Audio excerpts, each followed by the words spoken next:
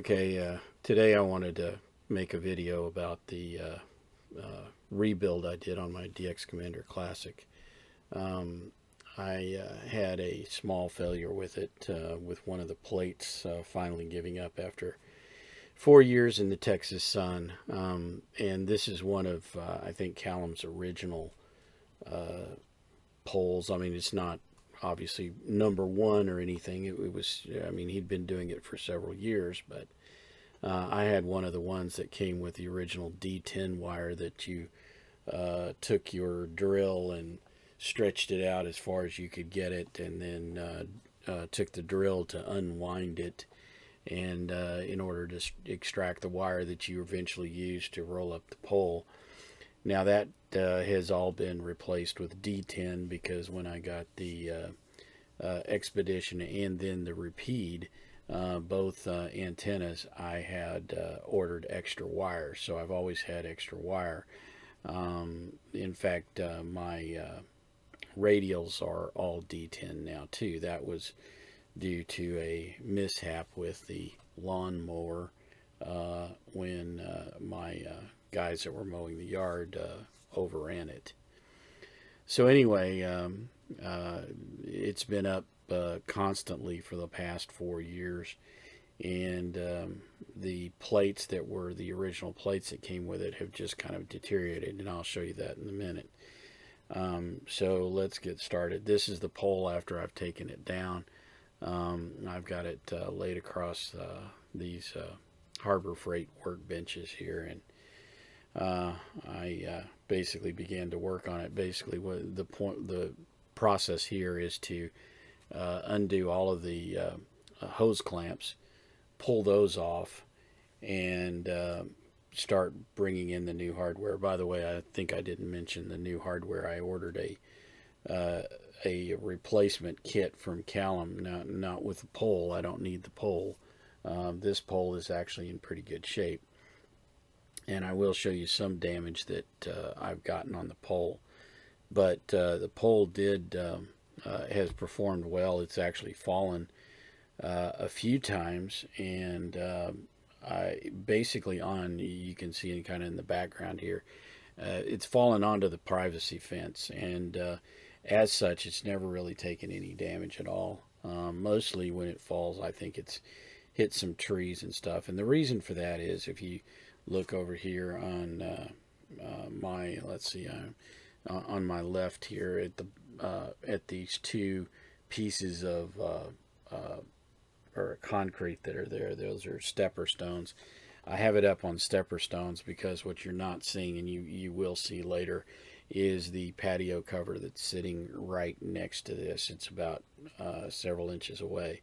The pole stands completely aside from that. By the way, the patio cover is all wood. It doesn't affect anything.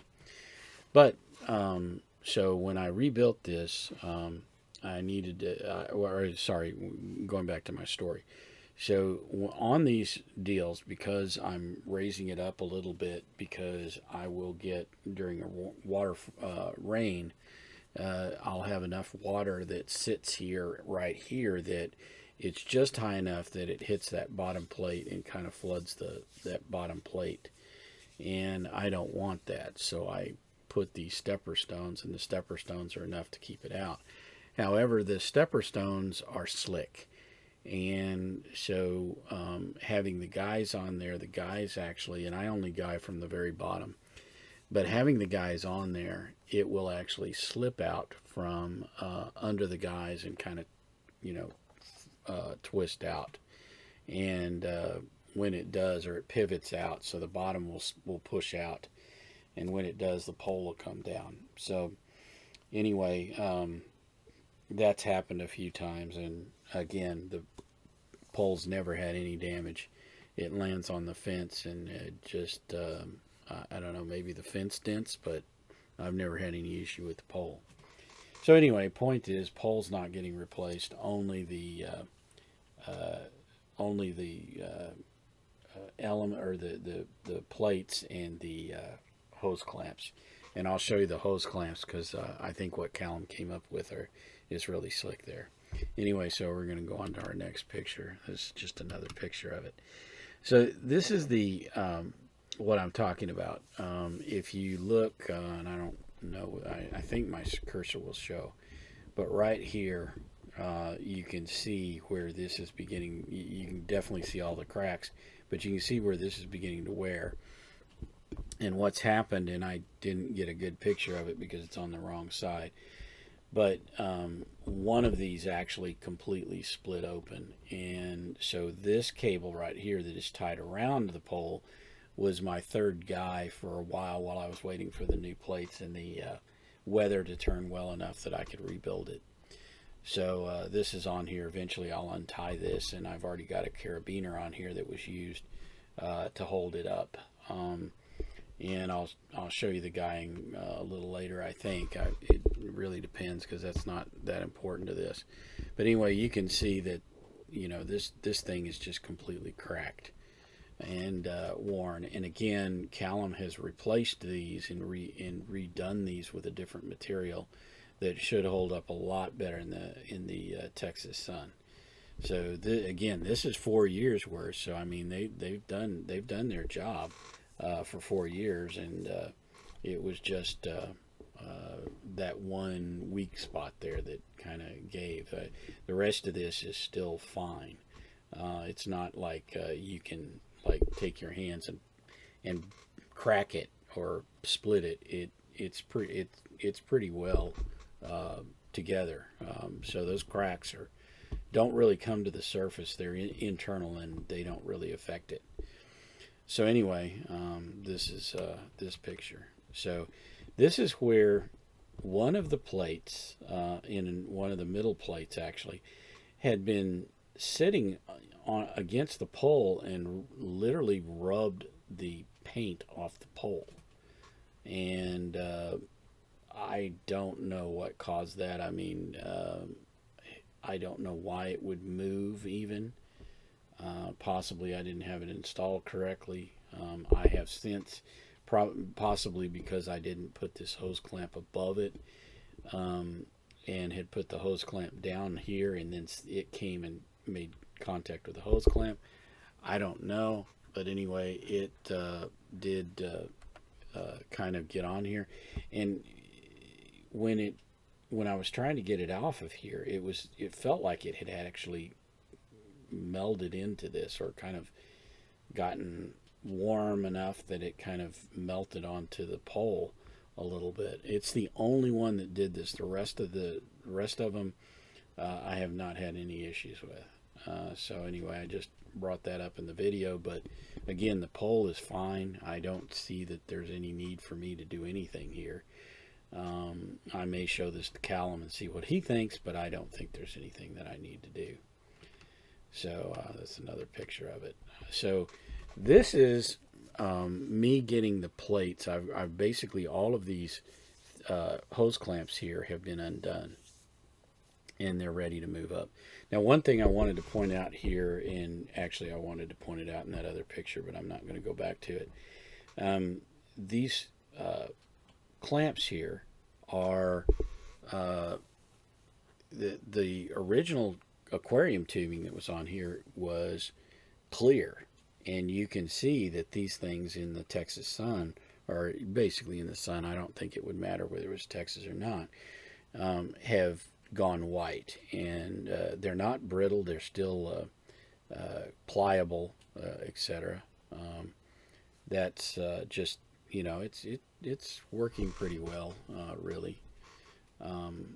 And there's nothing wrong with them. It's just that this is what it is. So anyway, this is just me getting the old plates off. You can see they're all that kind of a picture here of the way the old plates are, and I'm basically sliding them out the pole. That's the reason they're all kind of gathered here. I'm pushing all of them up at once to pull them off the pole. So now this is the new plate, and it's much thicker. It's very, very white at this point. I don't know if it'll last that way.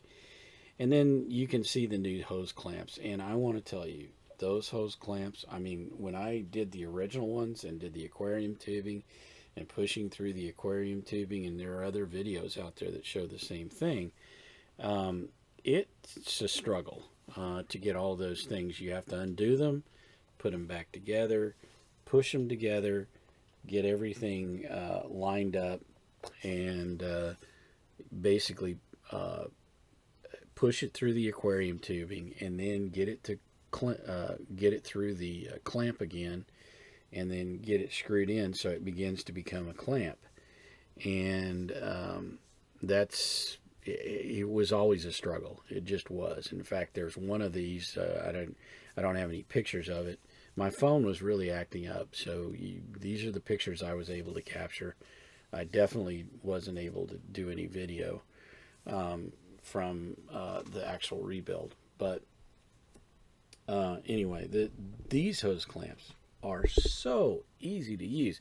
I cannot express how easy these are to get to work. They come to you, the little round part here.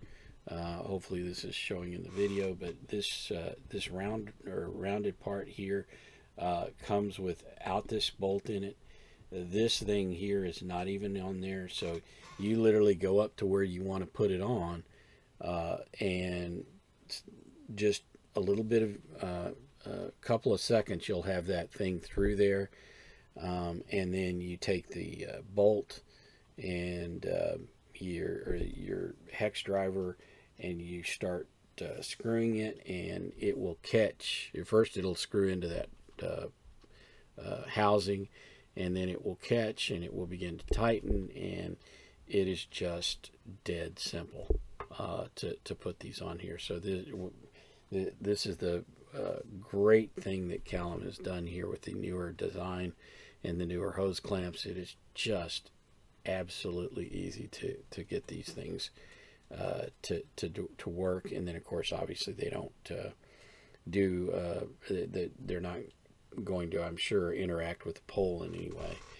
but they're just a great addition. So this is how this is done. And what I've done is I have made sure that the hose clamp is above the plate.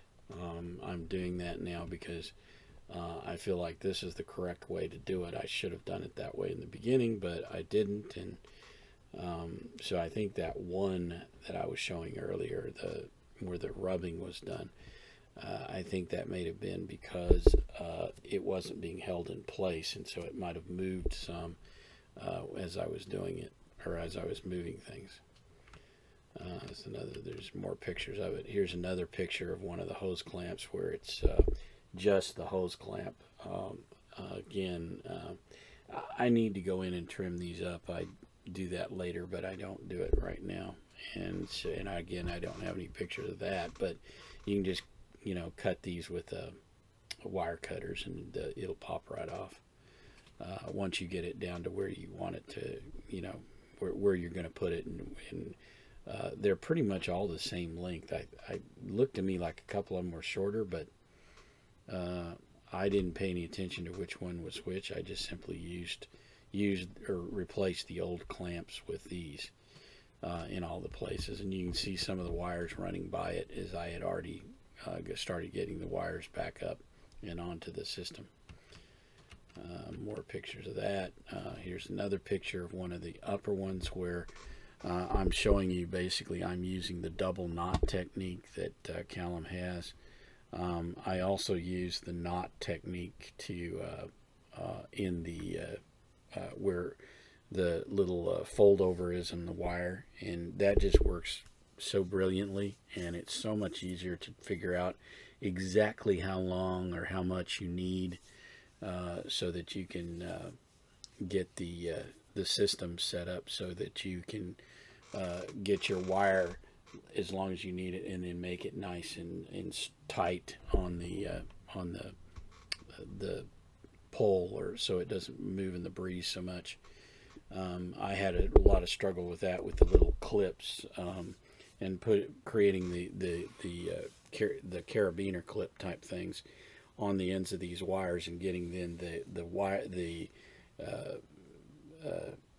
the paracord or the shock cord the length that it needed to be to make the thing tight, where it wasn't so tight that I couldn't actually get it to the where the wire ended. So anyway, this method is 100% better. And one thing I wanted to also point out to you, that over the years in the heat, those plastic carabiners have just dried out to the point that in a lot of cases when I was taking them off, they would just like break. There was no elasticity left. It had all been baked out by the sun and the UV. So a few of those didn't really make it. And like I said, every one of them I've done so far is the double knot, and then a knot on the end of the deal and stretch it into the fold over on the wire, make a knot there, and you're good to go.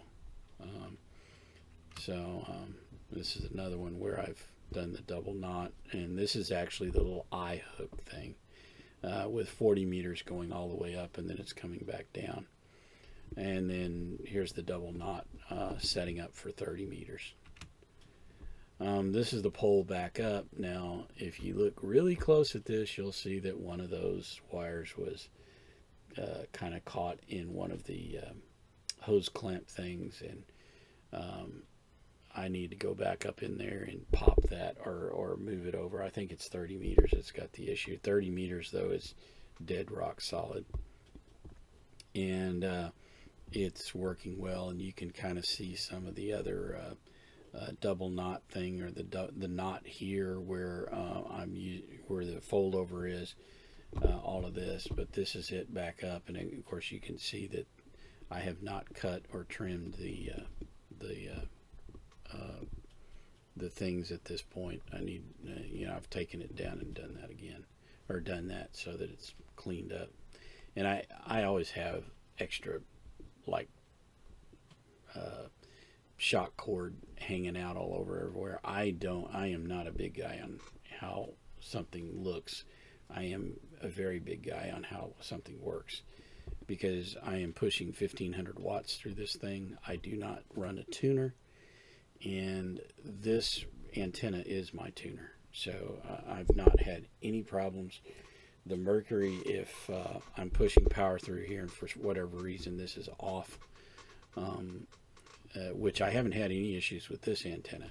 You can see one in the back that's going up to the where the 2 meter is, and then coming back another direction. That antenna is an in-fed half wave, and that one I have hit some bands on it where it's not resonant, and the mercury will pop and stop it from transmitting. It won't even, if it detects it, it instantly will block it. But this is not about the mercury, it's about the DX Commander. So you can see here that this is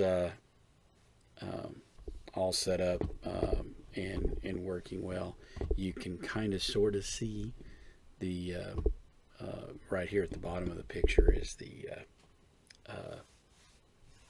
patio cover coming down. There's some fiberglass that's across the top, and then there's a big wooden structure here that holds all of that up to form the patio cover. So this is at the bottom of it. You can see the pole's a little weathered, but the DX Commander logo is still all good and functioning. You can see the guides that I have. I'm using carabiners. If you notice, this is one of the poles or posts that's holding up the patio cover. I actually tie off to that on both sides. This black wire is my original. This purple wire is one that I replaced because this had given way on this side, but this one doesn't seem to, it's as good as when I put it up 4 years ago. This one here is a replacement that I did.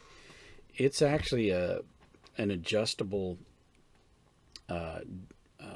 clamp, and there's one on each side, and you can literally, not on this side because this one's knotted, but though on the bottom where it's connected, you can actually pull, and it will make some, when you pull it, it will tighten this cable up so that you can make it nice and tight. And to me, these things are great. In fact, on my Rapide, I use these around on all three sides of the Rapide, and it makes it very easy for me to get it connected and tightened up in just the right amount of cable so that it's nice and tight and holding this thing straight up and down. Again, you can see the hose clamp above the new white thing here, or the plate here, and it's it's working well. I think that's the end of it. This was easy to do. I think it took me about 2 hours to do it, and to get it up and running, and get it back up on the air, from the time I took it down to the time I brought it up. And of course, this is me running back inside the house every few minutes to get more and more stuff, and or to get screwdrivers or pliers, or in one case trying to find the right bit that would fit that hose clamp. So about 2 hours total, and got everything up and working back on the air, from taking it down and taking it off the air to getting it back up, restrung and back up on the air. About 2 hours, and you can't ask for any better than that. I don't remember if you do get into this situation. What I wanted to point out was, contact Loki or Callum. Tell them what you need, what you're looking for, and they'll fix you up. I basically told him I needed the plates, that one of the plates had given way. Basically, where you see that purple deal there, that had given out, and the hose, or the carabiner, was no longer holding because there was no hole there. And Callum said, okay, well, I've got new plates. You shouldn't have any more problems. Here's the cost of the new plates. And I also asked him if he could give me the new hose clamps. And, so I got that, paid for it. And of course, his shipping, he gets things here in a day or two. But I got it in a day or two, and then it was about 3 weeks before I could actually get out there and get it done. So anyway, that's how I did my rebuild. What the parts were, some pictures I took. Hopefully this video is useful to you. Again, I can't recommend the antenna enough. It works very well for me. All it has for the past 4 years. I'm getting DX like Africa, Asia, Antarctica, Europe, you name it. I've had guys on the HRCC net tell me that they can hear me all over the country. And then, of course, I've gotten people in Europe that obviously are telling me that they can hear me in Europe very well. And I've worked quite a few stations in Europe, etc., on it, anywhere from 40 meters, even 80 meters, into Europe, all the way to here. And by the way, on the 80, I do have some pictures of me where I am running a 60 meter and a 40 meter, 60 meter and 80 meter inverted L on this thing.